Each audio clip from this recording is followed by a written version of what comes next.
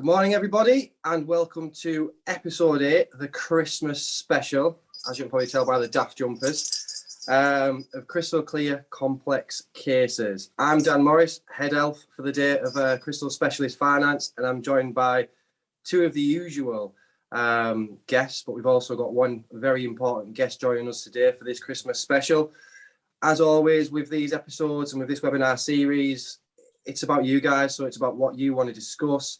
We'll answer the questions live. We've already got a few questions that have been pre-asked, and we'll just have a bit of fun with this, really. We'll look at the last year, our thoughts and feelings on it, and then also we'll look forward to 2022 and where we see the market going and what we see changes happening. And again, chip in, let's have some fun, ask any questions you feel are relevant, and hopefully we'll have a great session. So without further ado, we've obviously got Roger Morris, Group Distribution Director, with his flashing jumper on from One Savings Bank. Morning, Roger, you okay? Yes, good morning, Dan, and good morning, everybody else out there. Martin, thank you for that compliment. Actually, this jumper was given to me by Jason in 2004 after a drunken night out in Chester between the two of us, and I've held on to it. So actually has a bit of sentimental value. So yeah, morning, guys. John? I love it. Morning, we've got obviously the tax wizard, which is John McCaffery of Alexander & Co. He's looking skinny, looking well. Good morning, John. How are you? I am very well, thank you, Dan. Very well indeed. Good. And then, do you know what? We've got another industry heavyweight. I imagine all of you will know. We've got Jason Berry, our Group Sales and Marketing Director. Good morning, Jason. Morning, guys. And I'd prefer if you didn't talk about my weight straight away. So I've definitely got fatter rather than fitter during COVID. But I wondered where that jumper had gone, Roger. So I know I don't need to keep looking for it now. There we go. Some sentimental value. The gang's back. So brilliant. So yeah, no, thank you very much for joining. Again, we'll have some fun and we'll just see where the webinar takes us as normal. So we'll start with, I suppose, this year. Obviously, it's been an interesting year. There's been lots of things that have gone on with our market. There's been some great help with the stamp duty holidays and deadlines and changes and such. So, Rog, what were your thoughts on 2021? I think it's been a year, I'd like to say two halves, but I think it's maybe a year of 3/3 because we had that start off the year where we had stamp duty and that was going to end in the March, and then that was extended. Let's be specific to England and Northern Ireland, ultimately till the end of September this year. And it did give off that they did get the tapering relief right in the sense of how that worked specifically in England and Northern Ireland. It was obviously different for Scotland and Wales, but what that allowed us to do is to have a really good market. What I would say to brokers at that time may have been given a false impression of just how good they were, but it was really the market. And I think now it's that test of customer contact and making the most of your client bank down would be that last third of the year. No, absolutely, couldn't agree more. And John, how's the year been for you in terms of clients? Has it been a good year, steady, amazing? If I'm being honest, there's been, I guess, winners and losers in COVID, and the professional services are definitely one of the winners. The stamp duty holiday, the rumours on capital gains. You've got people who went through a financial crisis and are now had enough and wanting to exit and restructure the business. There are people who have, for want of a better phrase, realised their mortality and want to do inheritance tax planning. Then unfortunate couples left together in a household and realised they don't like each other very much, which has led to a bit of a spike in divorce cases and separation of assets going on. And people generally with time on their hands and time to think. And I genuinely don't know any professional who's not been off their feet this year. It's been a nuts year in terms of what I did. Yeah, no, I agree with that. Obviously, you've moved into new premises in Manchester, haven't you, in your business? We have. From strength to strength, which is amazing. It just shows that, again, the advice that you guys give just is unparalleled to most, ultimately. So yeah, no, team's grown from about 7 people up to 12, and I've got hires 13 and 14 coming, and that's just intact. Amazing. Well, there's definitely a need there, as we found out from these webinars, and that's why ultimately they've been so successful really because of your input and again the questions around the tax, and more people are wanting to be more savvy and be able to, I suppose, add someone like you to their toolbox really. So that's brilliant. And Jason, what are your thoughts on this year for I suppose from a broker perspective really? Well, look, the first thing I want to say is thank the three of you and Dave in the background for doing this series of webinars. I think they've been brilliant. If I've not been able to catch them live, I've caught up with the recordings, and I genuinely do think that the content's been terrific. And I know you refer to John as the tax wizard, and it's certainly the case. And there's certainly people that I will refer across to John because his expertise is second to none. I think when we reflect back on the market. I think the overriding, I suppose, opinion I've got is just how resilient the intermediary market actually is. So you look at the peaks and troughs that we've actually had, and the challenges and stresses and strains that's brought. And I'm never surprised, or I shouldn't be surprised, at how the market or how the brokers actually demonstrate the resilience. But I just think it's been a terrific testament of the skills of the people who probably listen to webinars like this, and it's been a challenge. But anything that stimulates them, stimulates the housing market, as the stamp duty incentive did, has to be embraced and has to be seen as a good thing for us. And the government in difficult circumstance did a pretty good job, I feel, and I was delighted to see that they extended and showed some common sense. And look, we've all benefited from that, and we're blessed when we consider where the alternatives could have been. But just really, really thrilled to see how resilient this marketplace has proved yet again. Yeah, do you know what? I agree with that. And then I suppose final point from me on it, and I suppose my views really is, I don't think anyone's had a good year. I think everyone's had a great year, if I'm honest with you, because everyone you speak to, they've all been really busy throughout the year. They're all getting different types of clients from different walks of life. And I think from our point of view, we've noticed more and more people leaning on us, looking at the specialist market, which is a market they may have never dipped into before. And ultimately they've seen not so much another income stream available, but ultimately the days of dealing with just the high street in your vanilla residential and buy-to-lets, I think that's gone. And we've noticed that from brokers and introducers alike, because ultimately if you're just going to focus on these clients and cherry pick, then you are missing out. And then when people have been, for example, dealing with ourselves and adding an intermediary in the mix to kind of source and deal with the clients or handhold, so to speak, and they realise actually how lucrative the specialist market is and how easy it is. And from a common sense approach, which a lot of these specialist lenders obviously have, it's not a tick box exercise. I think, actually, do you know what?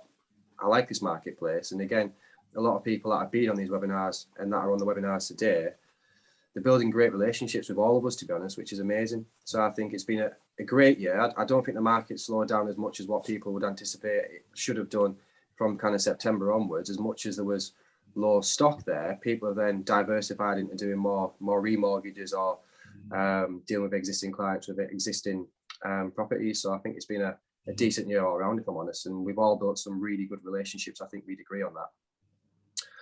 So that's kind of last year in a nutshell. And I suppose the main focus, or one of the main focuses for today, is looking at 2022. There's been a lot of noise around, certainly from people that I've been speaking to, is there another crash coming? Do we see the market slowing down? Where do we actually see the market going in 2022? And that's what I'm getting a lot of at the moment. So, Rog, I suppose from your point of view and your array of experience, where do you see the market going in 2022, and where do you see the focus being, and any changes, I suppose? Yeah, I'd like to do. I've got a question that's been emailed in, which will kind of, I think, talk about one of the most important subjects of 2022, and I'll explain now, and then John, this then ultimately lands in your lap for a bit of tax advice. So everybody might be aware of COP 26, COP 21. And the changes when it comes to climate change, and the government's announcement that by 2035, all properties in the UK realistically need to be at a C rating, okay? So they've made a very bold statement. Now, anybody who has ever studied Victorian or Georgian properties, now remember the UK has the oldest housing stock in Europe. Victorian and Georgian properties, well, let's just stick with Victorian because there's so many of them. They were designed to breathe. Those properties were sort of designed in such a way that needs air to flow through them. And to get an EPC rating of an A is obviously absolutely airtight. So a C rating is closer to that airtight kind of point of view. Now, the government had announced that April 2025 for new tenancies, potentially you had to have a C rating on any buy-to-let property to let it out legally. Now that's been pushed back. And from what we're seeing in the news and the papers, they're now stating that will most likely come in potentially in April 2026. And for all tenancies, it will be for April 2028. Now, it's not about landlords or you hear lenders' innovation to help landlords to get to a C rating. If you actually understand the structure of Victorian property, it's not impossible, but it's virtually impossible for a property to be renovated to get to a C rating by the standard practices. So you've got a combi boiler, they're on about going hydrogen. These really won't be available till at least 2030, where the industry's caught up. So if you've got a combi boiler and there's nothing much you can do, you're double glazing, your loft insulation. But people talk about air source heat pumps, they'll actually reduce your rating, not improve it. So the only way to actually do a Victorian property to a C rating, and we have done it at Precise, is to strip the whole interior down to plaster, re-insulate from the inside, and then put your kitchen, your bathroom, your wiring, your plumbing and everything back. So if you're doing a full renovation, which Crystal can support you with, then it's about £3.5 grand to do those changes. If not, it's just uncost effective. So therefore, I believe landlords, Dan, are going to change the strategy. So the question I've got in is, this is for you, John. I've got a landlord whose policy is now changed to buy new build. And he's just had the offer accepted on 2 new build houses, 2 semis. He's deliberately bought them not next to each other as a pair, John, because lenders don't like them when they're next to each other. So you're better off having them spread about. So 2 properties that are a purchase price of £175,000. Will he benefit under multi-dwelling relief because he's bought these 2? Or is it wrong, or would he be better off buying, say, 4 more? There's a bit of confusion. So could you clarify that? I can. So where you've got, roughly speaking, the same purchaser and vendor, yeah, you're buying more than one property. Yeah.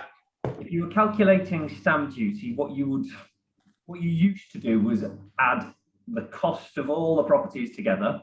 Yeah. And you would pay stamp duty on the total price. Yeah. That being, in that case, if my maths is correct, 350. Yeah. Right. So were you buying more than one property, so 2? Yeah. You can claim multiple dwellings relief. Now, yeah, what multiple dwellings relief allows you to take the average cost of the properties. Yeah. And you pay stamp duty. Yeah. Based on the average cost of each property. Yeah. Right. So he would be paying 2 lots of stamp duty on 175. Yeah. Okay. Now it's not as relevant as it used to be because of the 3% uplift, but basically there's no 0% rate when you claim multiple dwellings relief. The minimum rate you can pay is 1%, but with most landlords it's going to be a 3% rate anyway. Yeah. Okay. Now the confusion comes in relation to 6 or more properties. With 6 or more properties, you've got a choice. You can either claim multiple dwellings relief on the average price of the 6 properties, or you can claim it as a commercial purchase. Right? Yeah. Now, the reason, or the circumstances in which you claim it as a commercial purchase, not purpose, yeah, is where the average price takes you above 5% stamp duty. Yeah. Right? Because the top rate of commercial stamp duty is 5%. Yeah. Yeah. But that's it in a nutshell. So, John, going back to the point then, for the question, if this it's Peter who's asked the question. yep. If will he pay the same stamp duty because the two properties are 175 grand? In reality, is he going to pay the same stamp duty as if he was bought them individual as he would under multi-dwelling? Correct.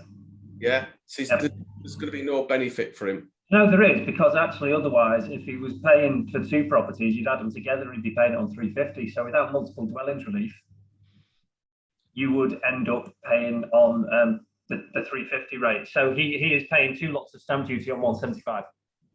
Right. Okie doke. Right. So basically work out what the stamp duty be on buying a property for £175. Yeah. 175,000. So Yeah. you did the 3% plus the normal. Yeah. No, it doesn't seem like much. Now, where it kicks in, it's really useful. Say you bought 5 properties at 125. Yeah. And 1 property at 500. Yeah. 500 with the 3% uplift is giving you an enormous stamp duty charge. Yeah. Whereas actually, if you average the price over those 6 properties, your 500 drops way down. Right. But if I'm just in my head, if I bought one for 175 grand, I'd pay the standard stamp duty plus the 3%. But by buying 2, I'm still paying the same actually money out. Yeah. Right. Okay, doke. It's only when you've got variations in price does it really make a difference. Correct. Yeah. Or 6 or more, and they're above 5%. Okay, doke. Thank you for that. I'm pleased we got that cleared up. Dan, Jace, you got any questions on that? Yeah, absolutely. I mean, I suppose from your view, John, because obviously when changes come into the marketplace and I suppose the property market is impacted, and especially tax positions, you'll see a different trend potentially of your clients and what they're wanting to do. What do you see clients doing in this sort of situation, in these circumstances with the EPC changes? Would you see people offloading portfolios, if you had that sort of question at the moment, or actually changing the dynamic? If the only sort of comparable thing is basically 2016, we know that the Chancellor changed the whole landscape so that, interest relief was reduced and there was an extra 3% stamp duty going on. And the changes didn't really start to take effect until people started feeling some pain. So you can tell people as much as you like about how these changes are coming in, but they don't really get it until they actually see it in the pocket. So with the EPC changes, there's always going to be a catch up and a lag to it. And at that point, I mean, there'll be a couple of early adopters who decide to, either offload that type of property or are willing to put the investment into, make it into a higher grade property with a better insulation and take that investment out. But I think there's going to be no tsunami of them until you are right in the thick of it. Perfect. Thank you for that. Jason, have you got anything to add before I ask the first live question that's in? I think just expanding on Roger's point, really. I mean, we're seeing 2 different types of landlord behaviour at the moment. So we're seeing a diversification, as Roger touched on, where we've got landlords who are looking at maybe acquiring a different type of security profile than what they've had in the past. And we're also seeing, which is probably a little bit more alarming, we are seeing, particularly at the 55 and over age range, where they've maybe built a portfolio where they're actually looking at disposing of it. And I mean, just on that, John, I've got there's a client who's a personal friend who's got, his portfolio is probably worth 10 to 15 million pound, and his maintenance costs every single year are about 250 to 300. So he's got a little team who are constantly busying around making sure the properties are kept to the best possible standard. But I think where he's got frustrated over the last couple of years is the ability to evict when there's non-payment of rent, and also he can see coming down the track the EPC challenge and an increase to his maintenance costs. So if he's looking to dispose of his portfolio, what would be the best kind of tax efficient ways for him to dispose of what's not an unsizable amount at 10 to 15 million quid's worth of assets? But what kind of process would you take him through? There's a couple of things there you can do. So, does he hold it in own name, or is it a limited company? So it's a limited company, and he's a high rate taxpayer. Okay, cool. So, if he wanted to, right? So, the limited company, if he's selling the properties, I assume the properties, have they always been bought in the company? Have you incorporated some? Yeah. Right. Yeah. So, if he sells the properties, he's selling from the company. And he wants to do that at the moment before 2023 if he can, because the rate of corporation tax is 19, it's moving to 25% in April 23 at the moment. He could sell the shares, and unlike paying 28% on property disposals, he would be paying 20% on a share disposal.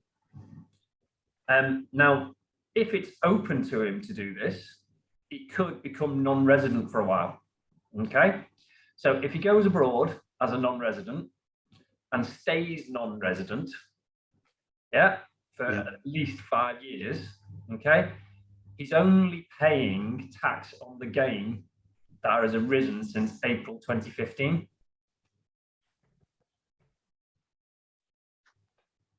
Other than that, there's a couple of other tax efficient investments you could make to roll over, but very broadly speaking, somebody looking to dispose of a portfolio, that would be what I'd look at in those circumstances. Okay, great. Well, I'll put the connection together and we'll see how that develops.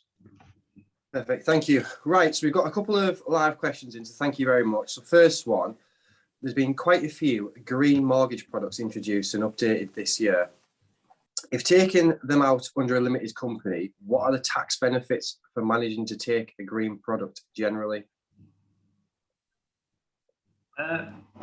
In the residential landlord market, unfortunately none. So it's no different from any other kind of mortgage. The company should get its mortgage relief. Other companies, trading companies that invest in green products generally get deductions of capital allowances, 100%. But as I think most residential landlords are aware, you don't get capital allowances on a residential portfolio. So at the moment, there aren't really any incentives from a tax point of view for green landlords. What you're saying, John, is if we have a Victorian property that we want to do renovations to it, so we can do a like-for-like boiler and a like-for-like double glaze, single glaze. So they would have been deductible anyway. Yeah, because you're replacing. So it's kind of like a repair element. So if you are fully replacing assets that are already in the property, you get 100% relief regardless of whether it's green or not. Yeah, it's just those, if you're doing like remedial works where you're stripping all the way back, I claim that at the time only when you sell, because I think, and this is one of the few areas I'm a little unsure, I think that certain people undertaking those kinds of work may be able to charge a reduced rate of VAT, but I'm not certain. So Dan, that kind of comes up to Martin's question, doesn't it? Yeah, no, it does. So yeah, I mean, just quickly on that last one, I think the main reason why people are offering the greener products at the moment is kind of doing their bit for the environment, really, and just enhancing deals where it makes it more attractive for clients to do it. So obviously, a lot of the time you're getting a better interest rate, but more than anything, it's just good press for these lenders. And I think we'll see more and more products be introduced by these lenders to kind of mirror the way the world's going in terms of making it more green and more sustainable, really. So I think, Dan, I was just going to say, just to finish that point off, I suppose, I think, look, it seems topical, it seems fresh, and what we can't move away from is the fact that, look, this is coming down the track. It's definitely going to happen. Modifications are going to need to take place. There's going to be various incentives. I think when we look at the actual mortgage facilities that are available and the funding that's available, there's still not enough meaningful difference on the pricing between a green mortgage and a core range. So I still think the lenders are still trying to jockey for a position, and also jockey to try and get the pricing where it best fits. But there's not enough of a meaningful difference I'm seeing at the moment in terms of where the green is to the core range. What I would say, Jace, as well, is lenders now are going to want to have when you're securitizing a loan book, you can actually say it's all C rated and green. Lenders are going to have to provide data to the government to show how many mortgages have got on properties are C rated. So there's going to be a turning of that screw. So the quicker you can fill your hopper up and get your balance, will keep you on the right side of the government. So there's a regulatory focus on it as well, Jason. Perfect. Thank you for that. Right. Yeah, leading into Martin's question. So Martin, thank you very much for the question. Rog, this one's for you. So what is the average cost to spend to get a Victorian house to an EPC rating? Right. And how can we help landlords with this information?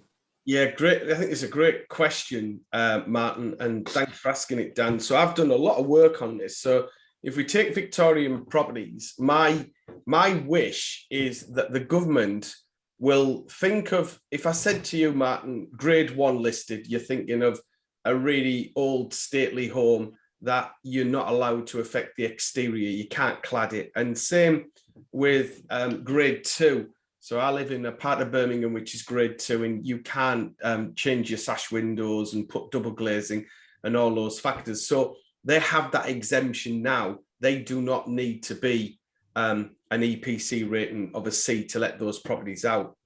So what I'm hoping is that the government have implement a grade C, and that would be, and this is just a wish, Martin, it's not based on fact, it's a personal view. But what this would mean is that any property aged between, say, 1870 and 1910 would be put inside the grade C listed. And what that would then do is mean those properties would only ever have to have an EPC rating of a D. You could get those properties to a D rating, but to get them to a C rating, we've spent an awful lot of money and time. So take your Victorian terrace. Cavity wall insulation isn't always viable, feasible, or possible. You've got loft insulation, so that's an easy one. Tick. Your energy light bulbs, tick. Your double glazing, you can do all that. But then when you look at your combi boiler, we're told to look at hydrogen boilers. The technology isn't there, and it won't be readily available even by April 2028. So you've got to stick your combi boiler in. Those that have ever looked at air source heat pumps, forget ground source. Ground source doesn't work in Victorian terraces. Air source will actually make your rating worse, not better. And the current maintenance costs that people have got them, one, the houses are much colder. There's more damp in them, and there's a lot of negative feedback from tenants. So realistically, it's just the technology is not there at the moment to be able to convert a Victorian terrace to C rating. However, we have done 2 or 3 bridges with crystal where the property was being reconfigured into a HMO, so everything was stripped back to the brick. And we did 2 or 3 with this particular landlord, and wasn't exiting with Precise, was exiting with another similar lender, but who was doing a green mortgage. And it was asked what he would need to do to get to that C rating. And it was about 3.5 grand on a mid-sized Victorian property, because the kitchen was out, everything was out. So it was just easy to kind of dry line. But all the studying that I've got from RICS is Victorian properties are not designed to become airtight. So that work's been done, and one would expect a big increase in damp caused by this. So at the moment, a lot of people have Victorian properties. I've got one in Hartlepool, which costs £23,500. And that's not unusual for Hartlepool. It's got a family in there paying £380 a month. You just know automatically that whatever the government come in, it's just not viable at all to repair that property or other like properties in the northeast of England, maybe 50 grand value. And there's 1.3 million Victorian properties currently rented through the private rental sector, which potentially could be evicting those families. So there's a lot of concern with landlords, Martin, about what we can do to rectify that. Perfect. Thank you for that. And hopefully that kind of clarifies your point. As much as Rog can't give you a definite question, it's kind of, I suppose, every property is different, really. We've got another question in as well, which is a great one. So, can we remortgage a flat in ex-local authority, high-rise, concrete frame building? Client bought the flat in for cash in 2020, and he will upgrade to a C rating. I mean, we could absolutely answer that. So from Crystal's point of view, we've got probably 2 or 3 different lenders that would certainly look at that. So ex-local authority is absolutely fine, even if it's low private ownership. It could be deck access, no lift with 10, 15 floors. That's absolutely fine. Like I say, there's a few lenders in the market. I mean, some lenders may restrict the LTV given the property type and property structure. But again, there's definitely a place in the market for that sort of deal. Obviously, you're not going to get your kind of 2% interest rate, but you'll know that already. That's why you're asking the question on here. So I think it's speak to us, send the inquiry in, I'll give myself a call or one of the team a call and we can talk through the deal with you. But there's definitely a place in the market for that. There's a couple of lenders out there that will do it. And we actually see quite a few of these because a lot of stuff that we're seeing currently, it's your unusual property type, it's your non-standard construction, which ultimately a lot of lenders that may have historically done it, they've actually pulled out of that marketplace. And as we mentioned previously, when I first started this webinar, they're starting to cherry pick, but there's still really good lenders with some really good rates available and some really good products. So pick up the phone to us and we'll certainly be able to assist you with this sort of client. Dan, is there any challenge with the fact it was only purchased in 2020? And if they are intending of renting the property out, that doesn't affect that 5-year clause that they put in the standard right to buy contract? It didn't really mention right to buy on there ultimately. I thought it was a right to buy. Sorry, it must be ex-local authority flat. Sorry, in my head I'd read right to buy, but we'll ignore that one. No, and that's ultimately it is, but no, it didn't state that. So yeah, again, pick up the phone. Sorry, Dan. You're in Christmas mode. It's fine. It's absolutely fine because we're not plugging into InterBay's commercial deals today. That's why. So yeah, I mean, there's another question that I had previously, and I suppose, well, this could go to everyone really. What are your thoughts on the new potential interest rate coverages being implemented for buy-to-lets next year, and obviously the reduction in the 3% increase? So again, that question again, Dan. So there's some noise at the moment, isn't there, around the buy-to-let ICR coverages in terms of what lenders have to apply really from a stress point of view, and obviously reducing that back down. So what are your thoughts on that, and how do you feel that'll impact the market?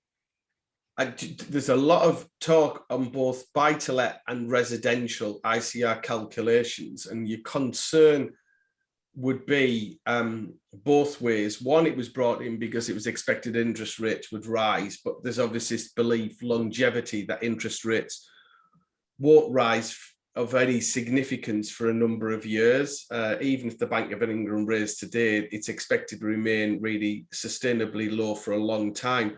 On a residential point of view, you can really understand the need for this change and what this change will do, because it will allow people to realistically purchase properties. But we just have to be careful that when we take off restrictions that were put in as safeguards historically, it then doesn't come back to bite us. So I think we need to be really sure we're confident that interest rates will remain sustainably low for a long period of time, because that 3% was built in for that rate increase, particularly for buy-to-let. And a lot of buy-to-lets haven't really seen that much change in rent returns over, say, a 10-year period. So like the northeast of England, the rents have remained static since about 2004. And then suddenly, if you did go back to a 3% change, would you have built in enough margin to make that pay? So we'll just have to see what that regulator says. John, do you have a view on it, or Jace? I don't. Yeah, I was just going to say, look, I think when the rules were set, similar to what you're inferring there, Roger, we had a very different interest rate landscape, didn't we? And you look at the requirements post 2008, where lenders had to demonstrate responsible lending, and they had to demonstrate strong capital adequacy so they could survive the various stresses and strains. I just think the way the environment's moved over recent years, it's not. It's logical to look at the affordability. It's logical to look at the ICR and anything that can, within reason, as long as it's sensible and it remains common sense lending. It's reasonable to try and put some stretches. What we'd say stretch. I use the word stretch, but in reality, somebody at 5 times income now with the interest rates where they are they a huge risk? Particularly if they've been paying rent at a similar level, I'd probably say not. So I think the landscape's changed a little bit, and look, we welcome any kind of extension beyond the current levels. We're bound to, aren't we? Yeah, agree. Perfect, thank you. Right, we're awake now because the questions are coming in thick and fast. And John, you've got a few coming up. So Suntalk, thank you very much for the question.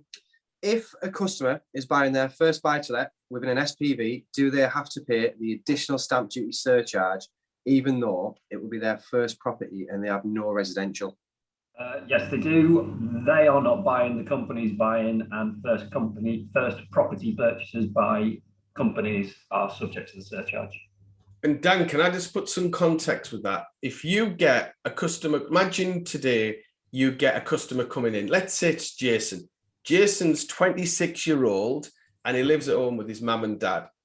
And he wants to buy a property, but he doesn't want to buy one to live in. So he's first-time buyer, first-time landlord.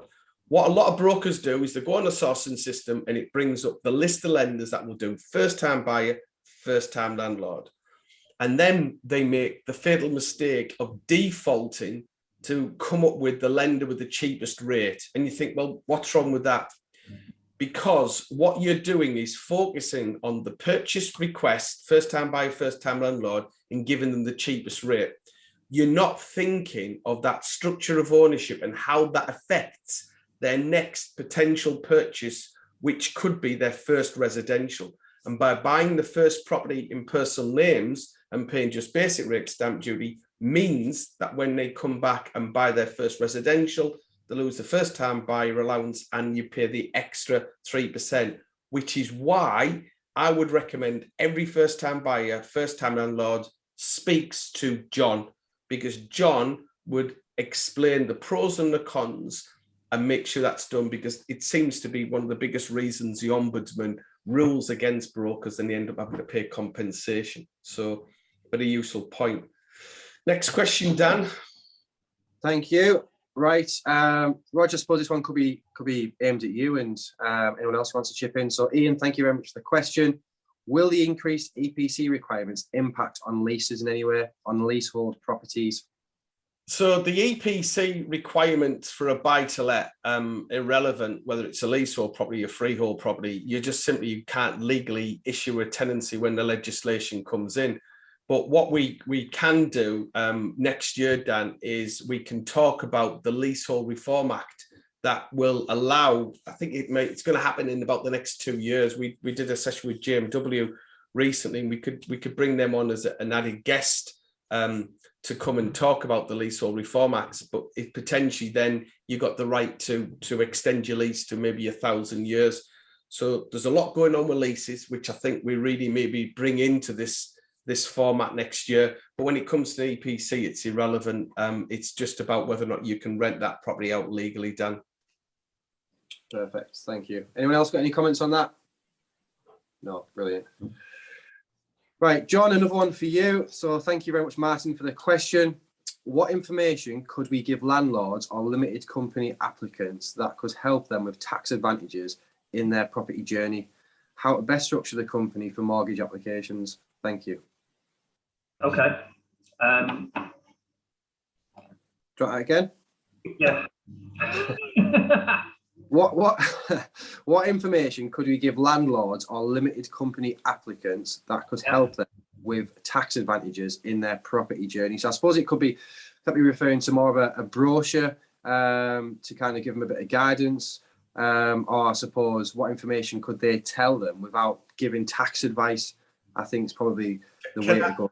Can I answer this for John? My advice, if you're a broker out there and you've got a landlord on the journey, get them to pay for a session with John. Let John give the advice, let John give the information, and you've done your job right. That's what I would say. Yeah, do you know, I'd agree with that, because I think we've seen a few examples over the past couple of years where brokers have been deemed to be giving tax advice, to be honest. And obviously, if you're not suitably qualified to give tax advice, even if you're giving information, then you could be deemed to be given the tax advice. So again, from a compliance point of view from this webinar, as much as we're giving our opinions, myself, Roger and Jason aren't actually giving the tax advice. So we've got it in there again. So yeah, I think, do you know what, paying a couple of quid, well, not a couple of pounds, but paying for someone's expertise like John would actually set them up on their property journey for life. And it's actually going to build that relationship and give them the advice that they need ultimately. So for people that are wanting to save on money from the outset, actually they could, as we've seen on all of these webinars, they could end up paying more in the long term if they've not been given the correct advice by the correct individual who's got the correct qualifications. So again, I'd absolutely keep away from tax advice myself. And as much as Rog likes to think he's a tax advisor, he would not cross that line into doing it really. So yeah, and as we mentioned on all of the webinars, this isn't a plug to give John business. If you like him, speak to him. As always, we don't get a kickback, as we've mentioned. He's just a great guy and very knowledgeable. So I think you do need to link up with someone like John if you're going to want to add as much value as possible to the clients. And Dan, it's not a coincidence, is it? And Roger will back this up. It's not a coincidence that the very best mortgage brokers, IFAs, financial advisors that we've seen and we've built relationships with over the years, they offer holistic advice by not necessarily delivering all the advice themselves, but they've got go-to people who they can go to within the services that they're offering to their clients. So I think that's the crucial bit, isn't it? So just having the experts around you who you can facilitate and help deliver that all-encompassing solution outcome that that clients want. That's it, and that's where we come in as well, isn't it? Because ultimately you've got brokers that have every single hat on possible in the financial market in terms of what their offerings are, but actually they might not know anything about commercial or much about commercial, but they know the basics to then get the clients to us, and that's it. So you don't have to be an expert or a jack of all trades. You just need to know enough information, have the right contacts to then refer across to the likes of John or myself or whoever that may be, really. And that's what it's about. It's about building them relationships. So again, to finish that question off, just don't be given any information. Just literally, this is someone you need to speak to. They can guide you and take you on that property journey from a tax point of view. And I think that covers off the question. Dan, Kerry's asked one in the chat. John, this is for you. Yep. From Kerry. Kerry has a young couple who are looking to buy a buy-to-let jointly. Now, Kerry, I'm going to guess that when we say it's a couple, that they are cohabiting. If you could just quantify that in the chat facility. He is a homeowner and she is a first-time buyer. So can I just check, are they living together in the house he owns as a residential? Just help John. Is the fact that he is already an owner-occupier negate the benefit of buying in a limited company? And John, extra context to this, to add to that, he is an additional high-rate taxpayer, but she is a BRT. That's BRT. Basic rate taxpayer. And they are living together. And she is at the parents, but lives at his a lot, of course. So they are going to cohabit. So simple fact: couple, one is a homeowner, the other one cohabits, but that's a bit loose. Wanting to buy a buy-to-let. Does it negate buying his personal names? But he's a high-rate taxpayer. What would you say, particularly with applicant one being a high-rate taxpayer, John? Right. So to advise properly, you need more information as to how far into the high rate he is. Okay. If you have two people, one who owns a property and one who doesn't. Oh, John, 210 grand a year. That's quite nice. That's quite nice. So yeah, he's fairly substantially. He works at Precise. Yeah. So, as Roger alluded to before, your basic rate taxpayer buying the buy-to-let, right? She will lose all the benefits of buying her first residential in future if she does this in her own name. Okay. She also has no benefits in buying it in her own name at the moment, because wherever you have two joint purchases of a property, if any single one of them breaches the 3% limit, the entire transaction is subject to the 3% limit. As a result, in the circumstances, I would probably buy it in a limited company, It reduces his tax rate down. It doesn't adversely affect her particularly, and leaves her free to buy her own residential property in the future. Perfect. Good that, John. Hope that helps, Kerry. And again, if they want to get, thank you. Can you clarify the 3%? The 3%. So wherever you've got, it's called a high rates transaction. You look at all the purchasers of that property in a high rates transaction. If any one of them is a higher rate payer, i.e. they already own a property, then the entire transaction is subject to the 3% additional stamp duty. Does that answer your question, Kerry? And what obviously they could do is, to get this quantified, they could seek John to do a full piece of tax advice on this. Yeah, exactly that. Full advice is at 3%. Go on, Dan. No, I was just going to say thank you for that as always, John. So again, very knowledgeable. Oh, another one just in.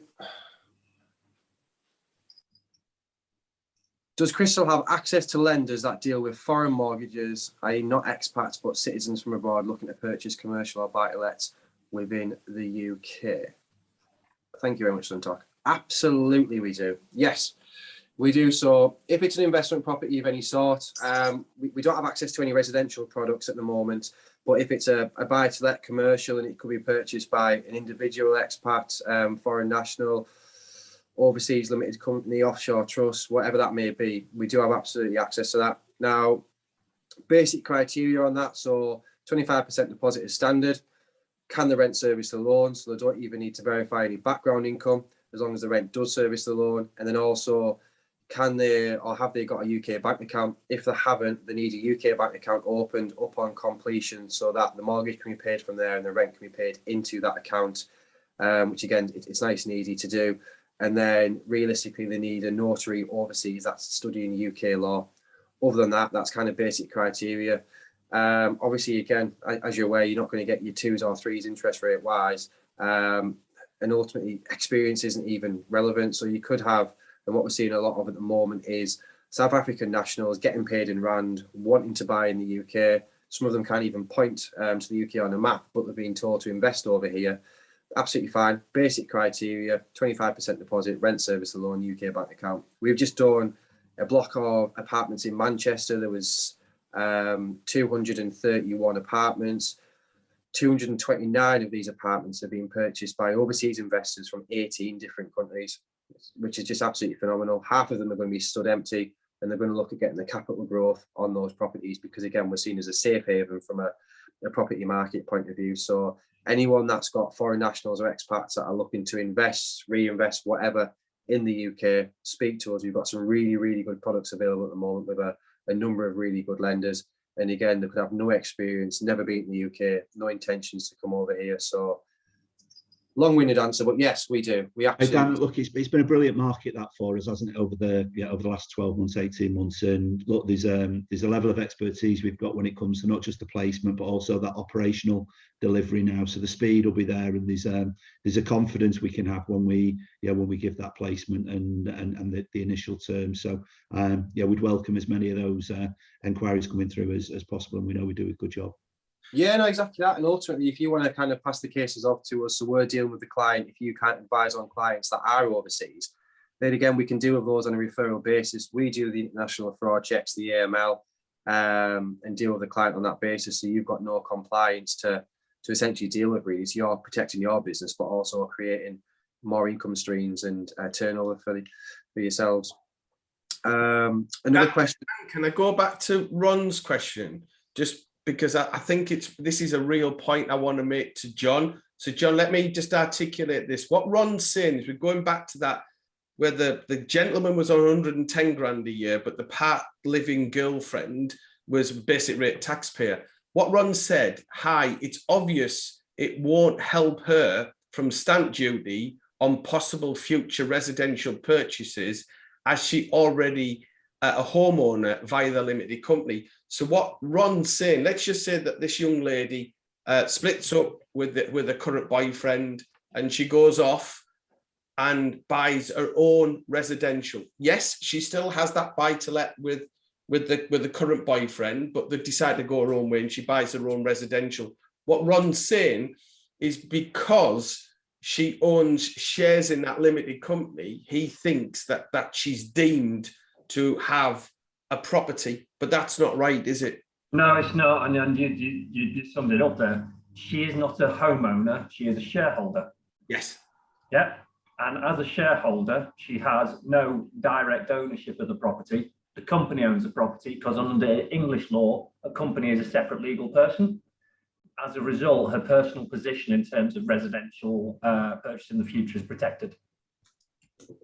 So Ron, I hope that's clear, is that she is not classed. People will say there's a thread.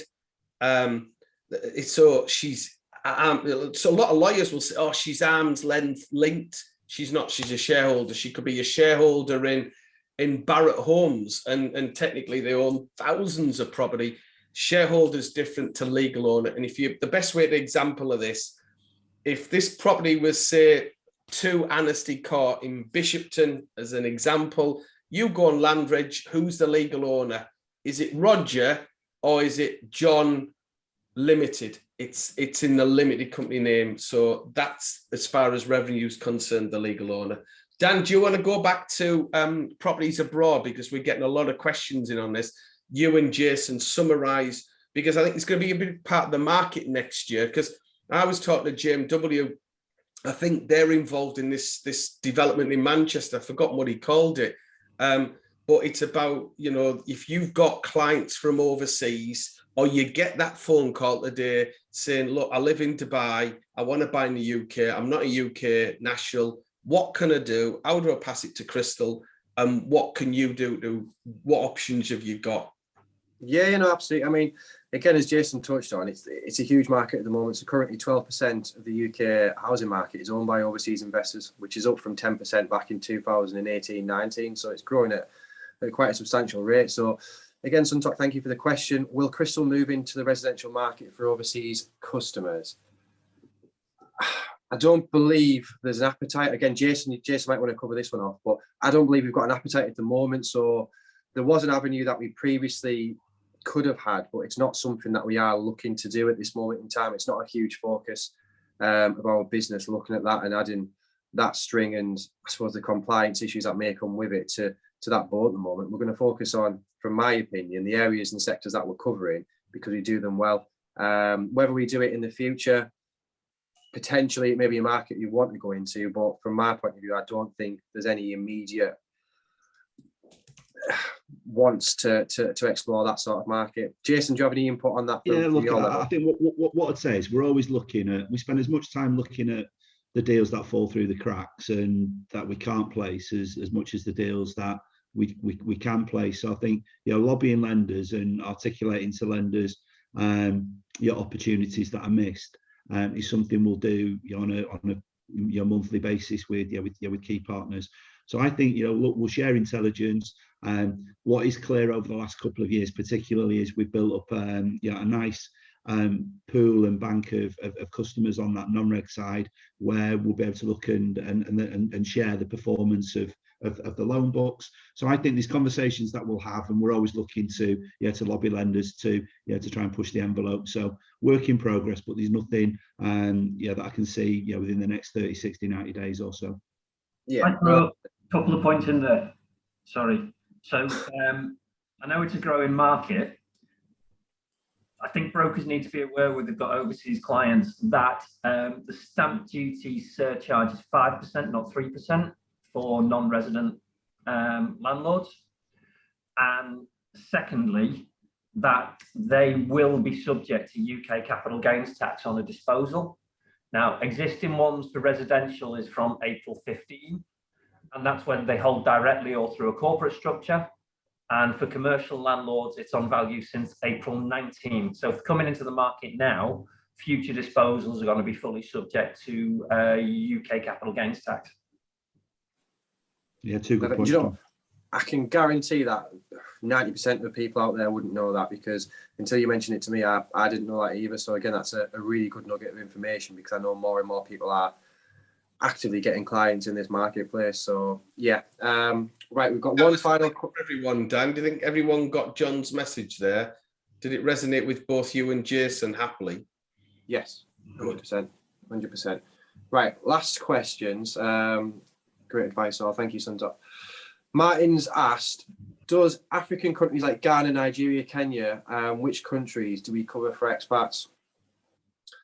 I've personally not seen too many countries, or to be honest, really any countries that we've declined expats to foreign nationals from. I think it's down to that particular individual, what industry they may be working in, or even if they've got sanctions against that individual. So the biggest issue is going to be source of funds. Can we prove it? Are we happy with the source of funds or the origination of wealth? Then as long as we can get a trail and we've got a decent, as I say, notary studying UK law overseas, then ultimately I've not seen any cases that have been declined on that basis. We've done Iran, China, Singapore, a number of places in South Africa. I even got asked the other day if we could do North Korea. Yeah, if Kim wants a buy-to-let. No, I'm joking. So obviously we couldn't for Kim, but yeah, by all means, if they were saying North Korean and could get out of the country to view a buy-to-let or purchase, then absolutely fine. So there's no set restrictions as such on particular countries unless there's actual sanctions against that individual. So what I would say, if you've got a decent client, you can prove the source of funds and the origination of wealth, it's well worth a conversation with ourselves. The rate may be slightly loaded given the location of that client, but ultimately, again, anything's possible within that marketplace as long as it makes sense. They're happy there's no money laundering implications or any blood diamond mining or anything like that. We should be able to help them individuals. And I think, I think that is it for the questions, to be honest. I think that brings us up to the hour mark perfectly. And as always, we don't like to go on too much and have an hour session, a very informative session. And I think you'll probably all agree, and we can each summarise in a second, but I think it's been a great session. It's a great one to end the year on. Again, some really good questions, and I'll kind of summarise in a second. But Rog, do you have anything to say before we close this off? I want to say thank you to Crystal, who have hosted this, Dan, you for chairing these right the way through 2021, thanking every broker that's come on here and that's asked us questions and really helped make this a success.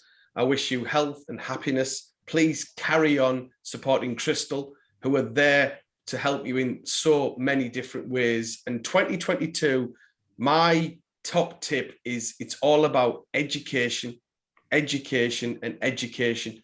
Give you and your business that edge. Make sure your website covers all the different areas that you can help a customer. And if you're not sure about the width, look at Crystal's website and mirror in your website all the things they do. And when you get something that's not ordinarily easy for you to do, refer and educate is the success for 2022. John, what's your wise words? Wise words, and I just want to say thank you for the opportunity this year. I have a little bit of a personal mission to try and get decent tax advice into the marketplace because there's a lot of shit, for want of a better word. I've come across and I've had to sort out a lot of messes in my time. And you're right, education is the way forward. I'd be very happy. I'm always happy to talk to people about circumstances. And this has given me a great opportunity. Lots of compliments along the way, which is lovely, but it's given me a great opportunity basically to try and set the record straight on the tax and the tax issues out there for property owners. Perfect. Thank you, John. Jason, anything for you before I wrap this up? Yeah, look, just to reiterate my thanks to everybody, which I said at the beginning. I think it's been a great series and always loads of interaction with the audience and the attendees, which I think is a testament to the quality of the content of discussion. So really pleased to see this series through to the end of the year, and grateful for the support. Look, next year I think it's a year we can be optimistic about. I think the latest stats suggest it could be a 295 billion year, which is still quite a bit in front of where we were in 2019, and then 2023 is set to explode even further. 430, 440 is where the trends are. So I think we've demonstrated resilience. We've demonstrated as a market we can deal with the peaks and the troughs, but we can look forward to, I think, 2 real strong years as we go into January and beyond. So appreciate all the support from people who've delivered business to Crystal this year, and appreciate the support of you guys for this series. Perfect, thank you. But yeah, to summarise for me, for what we started off at the beginning of this year with just what may have been one webinar, to then have such a following of people that return every single month, then it's amazing. So thank you. So obviously there's definitely a want there and a need there, and Rog and Johnny come on every single time and just educate everybody, and we're all learning every single day and on every single webinar about little nuggets that John may give, the wizard, or Rog and his horrendous turkey Christmas jumper. Then they've been a really good journey, and next year we are going to, I suppose, have a bit of a revamp, but there's still going to be the 3 of us on, so we'll send you more information about that in the coming weeks, but hopefully you can join us, and we're going to have a real change in focus of what the webinars are going to discuss, really. I'd like to say thank you again to Dave in the background, our head of marketing, who makes these webinars possible, because we just struggle to turn on computers, never mind arrange it, set it up and host it. So Dave, thank you very much for all the hard work you do in the background. But yeah, everybody, thank you very much for the support. Hopefully you found this year's series of webinars useful. Hopefully you'll join us next year. They've been very interactive, as Jason said. There's been some really good topics which we've discussed time and time and again. And yeah, let's just give our clients the best possible options in this marketplace, the best possible solutions, and from John's point of view, the best possible tax advice. Because again, there's nothing better than getting great advice for your clients, having returning customers and building that relationship, because people buy from people. Service is key in this industry. And yeah, but other than that, that's it from me. So hope everyone has a great break. You have a fantastic new year, and 2022, I was going to say 23 then, 2022, hopefully it'll be a fantastic year. Let's all lean on each other, support each other, build great relationships, but most importantly, let's come back rested and have a great 22. So thank you very much, gents. Thank you everybody for coming on. Enjoy the rest of the year. Have a nice break, and we'll see you in the new year. And Thank hi, Benjamin. Thank you. Bye. Bye.